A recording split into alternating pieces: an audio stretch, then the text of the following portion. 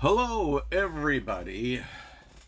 It's Dick Botte, and I'm here to review the next three McCartney solo albums, where I think we left off at Venus and Mars.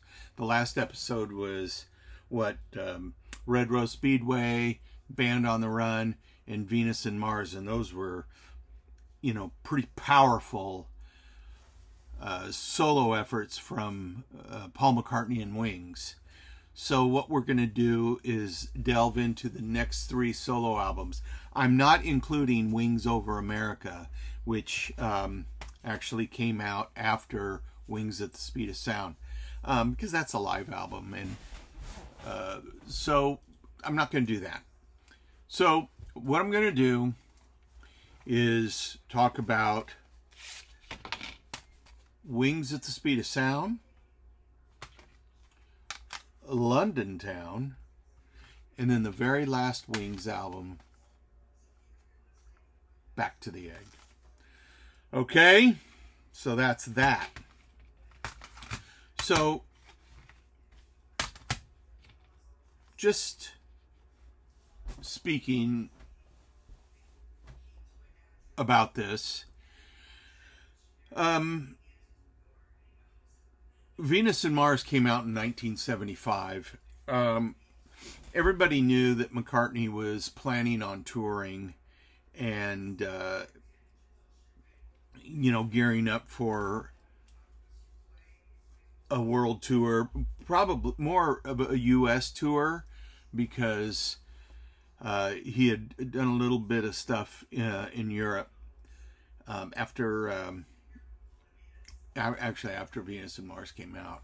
But nonetheless, people were gearing up for that, and that's why, he does Rock Show. That album was kind of a arena rock kind of album. So what McCartney did is he put out Wings at the Speed of Sound and then announced his U.S. tour. I think Wings at the Speed of Sound came out in March of 1976. April.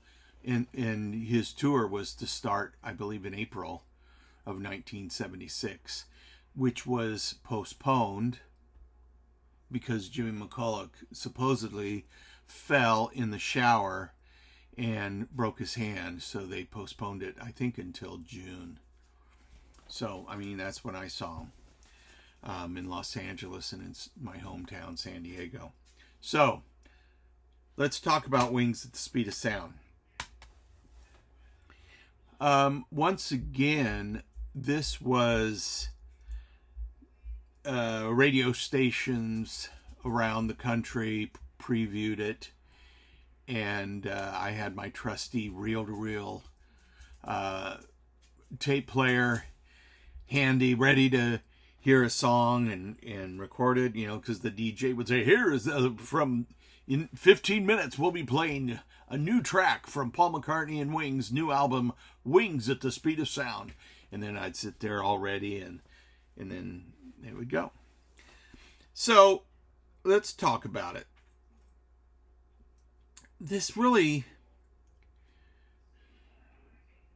isn't my favorite Wings album by a long shot.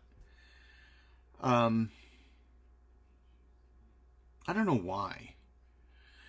It opens with Let 'Em In, which is a good song, and it was a relatively, it made the top 5, I think. So it was a hit, and that was pushed by the McCartney tour, or the Wings tour, of 1976. But nonetheless, that was, like I said, top 5 hit. I think it made it number 2, 3, something like that.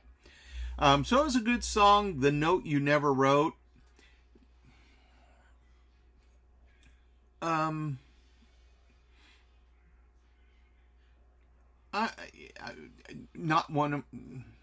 didn't really care for this song too much. Now, it was written by Paul McCartney and sung by Denny Laine, but maybe it would have been better had it been sung by McCartney.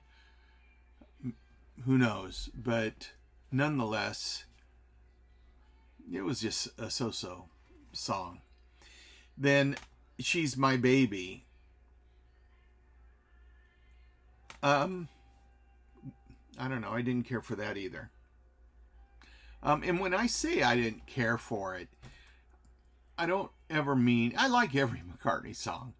I just mean that it wasn't, it wasn't like, oh, I dig this song, I want to keep listening to it, So when I say I didn't care for it, I still liked him.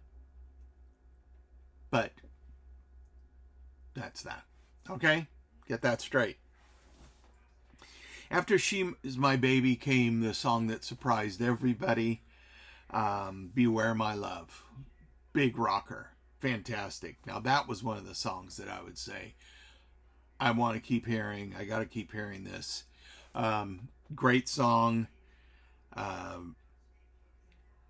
In the McCartney Archives box set, there's a version of this song with John Bonham playing drums, which is pretty impressive.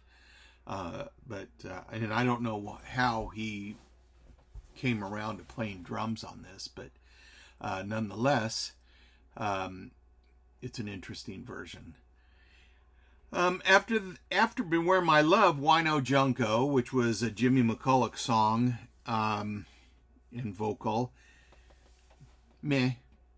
Another song, anti-drug song, like Medicine Jar, telling people to steer away from drugs and alcohol. And then he later died of a drug overdose. So, I don't know. Silly Love Songs. Now, that was the hit of the summer. McCartney's huge hit. It might have been the number one song in 1976. If it wasn't, it was the number 2 or number 3.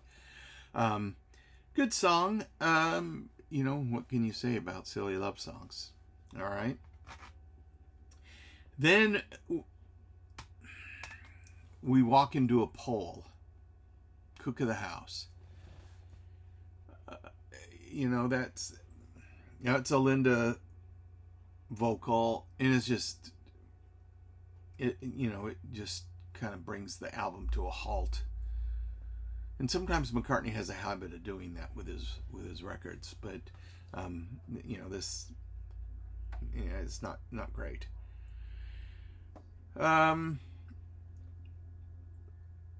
Side 2 continues, Time to Hide, and that's a Denny Lane composition, and not a bad song. And he's does a good job of it, so it's okay. Must Do Something About It. Now, that's a McCartney song that he let the drummer Joe English sing, and this was a band effort, and every person in the band, every member of Wings, had a song.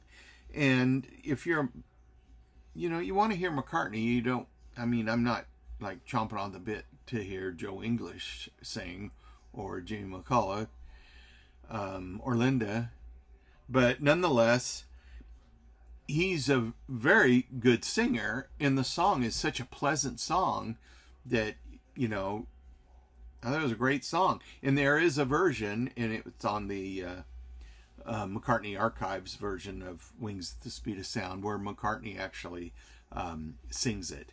And I much rather have heard McCartney sing it on the album than Joe English, but once again. San Fairy Ann, another, I thought that maybe that was kind of a weak song. The last song is Warm and Beautiful, and that is just a nice ballad and a very sweet song. In fact, I had this song played at Nancy and my wedding in 1982. It was a long time ago, but and it's a very sweet song. But there again, closing the album with that, I just think this is a it's not a strong album. I mean, and I think the reason why it's not a strong album is because he had, you know, what, 2 songs by Denny Lane, 1 song by Linda, 5 songs on it that he didn't sing, and 2 songs that he didn't write. So,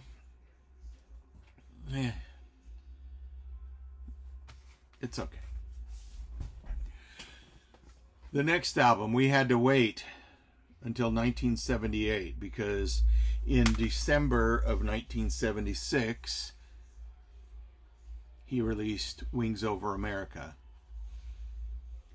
And that carried him on through 1977 because he released the live version of Maybe I'm Amazed, which was a hit, top 10 hit, and that carried him through. But he did release, let's see here,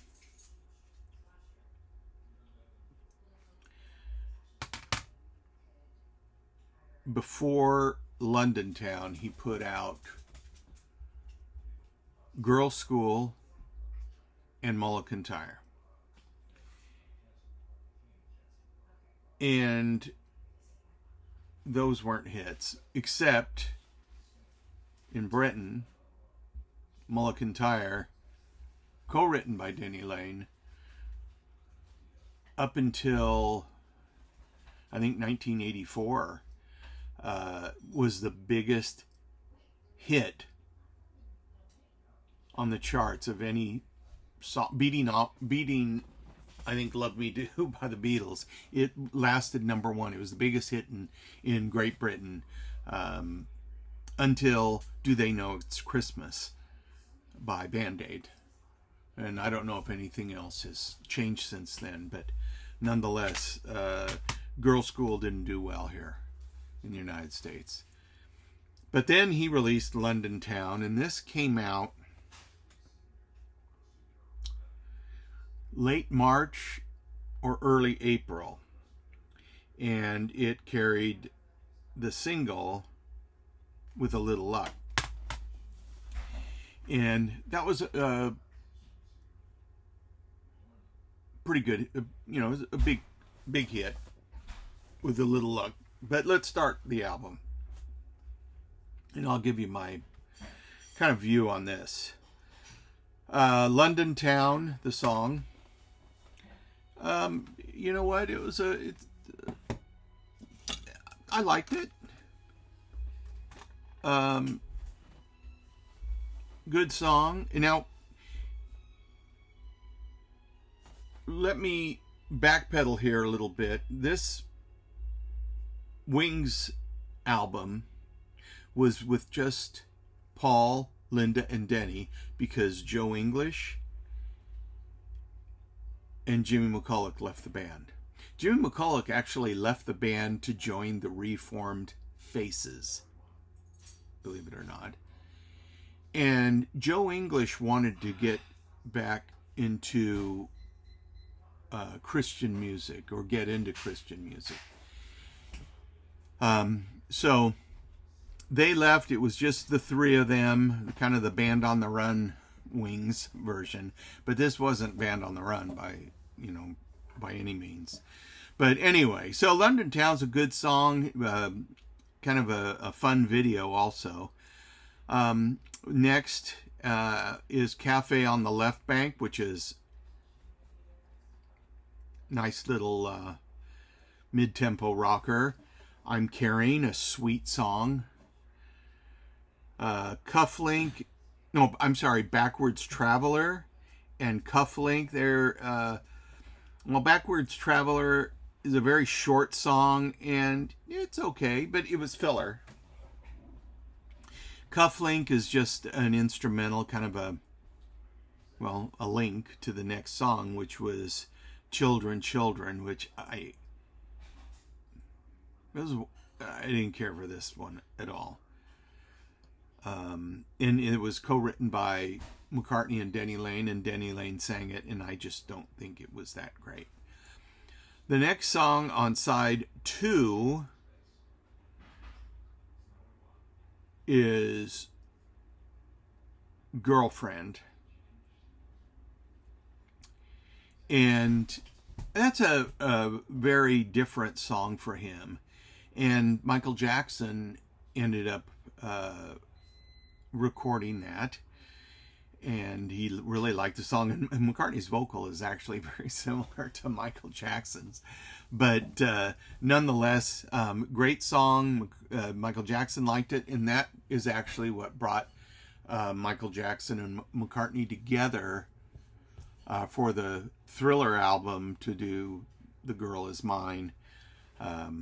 So there you go. The next song is I've Had Enough. And that's a rocker. Great song. With a Little Luck. Good song. Big hit. Famous Groupies. It's a silly song. Kind of. It was. It's one of those where, was there something else you could put on the album besides this? Deliver Your Children with a McCartney, Denny Lane co-writing credit. Not a bad song.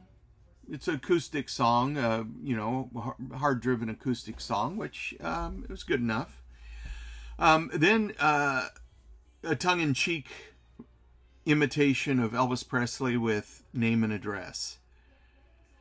And actually, it's a good song. And unfortunately, Elvis wasn't alive at the time, but Elvis could have sung this and had a hit, in my humble opinion.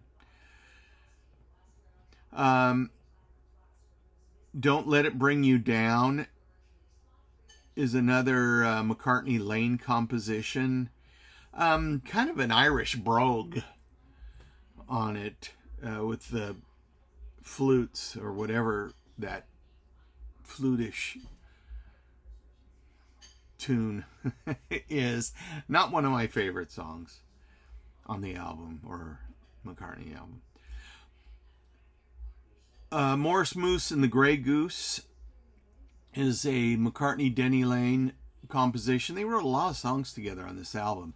This really isn't a bad song, but it's not a great song.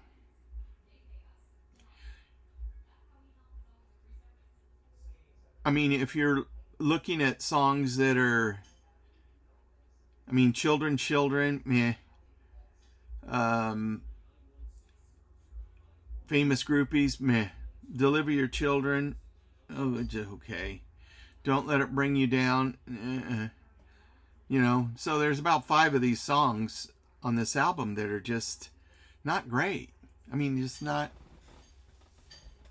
This, so we've got Wings at the Speed of Sound and London Town, which in my opinion are possibly his 2 weakest Wings albums. Wings Wildlife. I might like, I don't know. I don't want to get into that, but Wings Wildlife might be a better. I might like that one better than these. I don't know, but nonetheless, they're weak efforts. And then we had to wait until 1979 for Back to the Egg. Back to the Egg. See that? And this is with a new Wings lineup, which included drummer Steve Hawley, who was actually in the video of With a Little Luck. And that kind of introduced the world to Steve Hawley, who's still playing drums. He played drums for Ian Hunter for a while, and he's doing other stuff. I don't know. And then Lawrence Juber, who is a very capable guitarist, and still records. Puts a lot of records out, and a lot of them are Beatles and Paul McCartney and Wings oriented, you know. But anyway, so I was really chomping on the bit with this album. He had released just a couple months or a month earlier, Good Night Tonight, which was kind of a disco, because we're talking 1979, and this is kind of the disco era.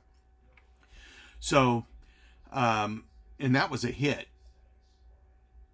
And so, you know, with his new band, and it had a video, and a very kind of fun video, kind of a 40s. They were all dressed like in 40s outfits, singing Good Night Tonight. But it was a disco. There's a real disco version of it also. But so everyone was waiting for this. Couldn't wait. So this was a really good effort from him. It opens with what's called Reception, but it's kind of a, you know, reception meaning dialing the radio dial, trying to get into a radio station. And that was kind of the concept of this, but then it was kind of abandoned. And I don't know whether the record company didn't like that idea or McCartney just thought, screw it. But, you know, if the album opens with someone like dialing the radio and getting into Getting Closer. Say you don't, you know, and it blasts right into Getting Closer, which is an awesome rocker. And from Getting Closer, a little kind of a McCartney screamer a little bit, to We're Open Tonight, which I like the song. I thought We're Open Tonight was kind of a hint about, because everyone was talking about a 1979-1980 world tour and U.S. tour. And that would have happened had Lennon not been assassinated in the end of 1980. The beginning of 1980 saw McCartney get arrested in Japan for, you know, marijuana possession. So, but we have this album coming out around the summer of 1979. So that when We're Open Tonight, I kind of thought, this is a hint. Then the next song is kind of a punkish song, because 1979, you had disco on one side, but you also kind of had the punk genre on the other. So, you know, there's this integration, but nonetheless, you had Spin It On, which is a great rocker, and then a Denny Lane song again and again and again, which isn't a horrible song, but, you know, it's not McCartney. So, you know, it's like I'd rather hear McCartney. Another great rocker, Old Siam Sir. And then a song that was kind of really different, Arrow Through Me. And that was with a keyboard-driven song. And really, really sharp song. And then you had Rockestra Theme. And what that was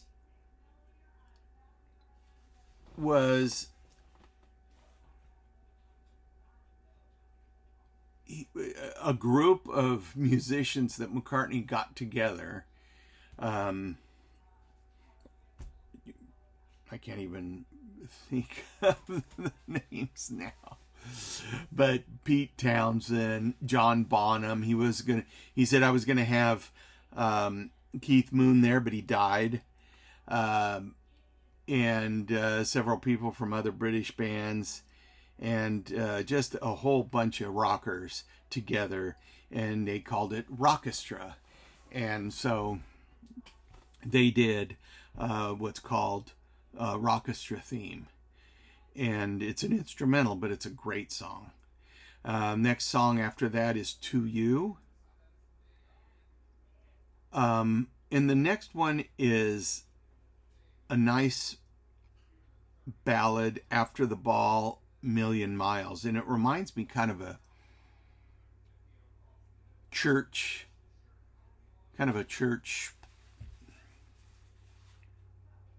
something you would sing in church. How's that? And I thought it was a pretty good song. And then we have Winter Rose, Love Awake. They're good songs. It's, After the Ball and Million Miles is like a medley. After the Ball blends into Million Miles. And then Winter Rose blends into Love Awake. And both are ballads. He could have separated those maybe, but none, because it really slows down the progression of the album. These rockers, and then. So I don't know. And then you have the broadcast, which is just kind of it's some British guy talking. And that's called The Broadcast. And I think that's more towards the idea of changing radio stations. Like in between songs, there was supposed to be like static, So anyway, and then after The Broadcast, another song by Rockestra, So Glad to See You Here.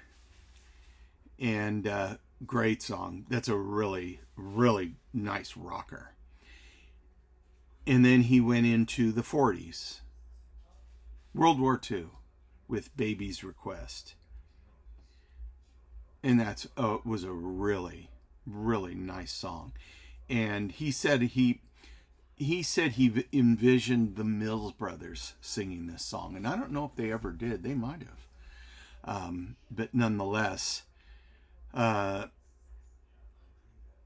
really good song. And that's it. That's it with these three albums. So the thing is,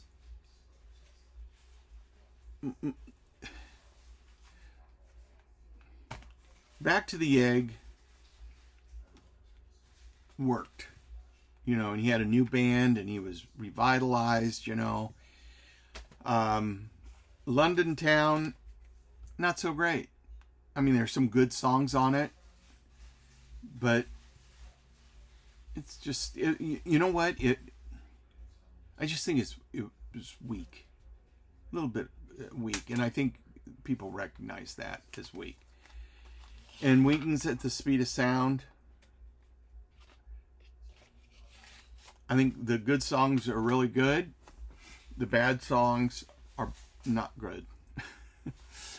And that's the problem.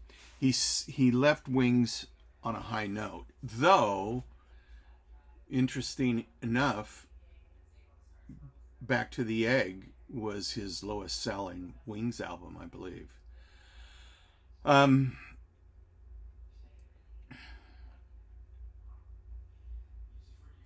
After Back to the Egg, he released,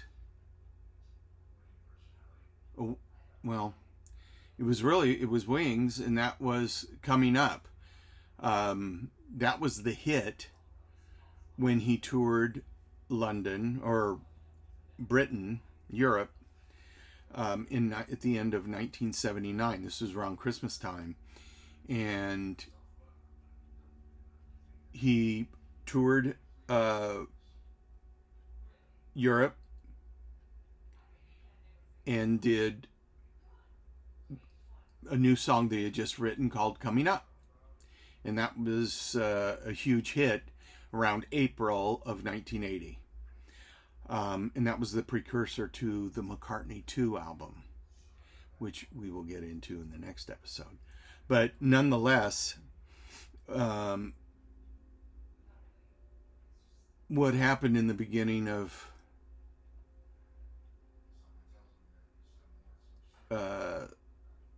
1980 was, of course, McCartney's drug arrest. And that kind of shot everything to bits. He did in December of 79 Wonderful Christmas Time, which was Paul McCartney's solo song.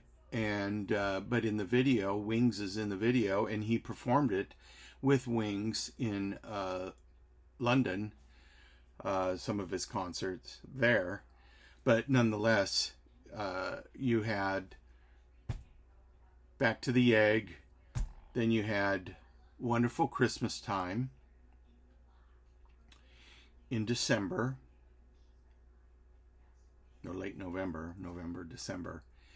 And then McCartney getting busted in early 1980. And then in April, Coming Up. It was originally the A side was supposed to be Coming Up from the upcoming McCartney 2 album. But in the B side was Coming Up live from Glasgow, I think. But what happened was the radio stations played the Wings version, the live version, and that became the hit. So that's what you had.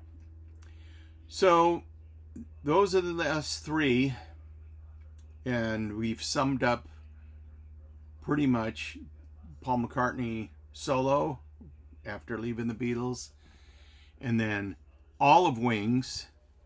In our next episodes will be 1980s McCartney 2,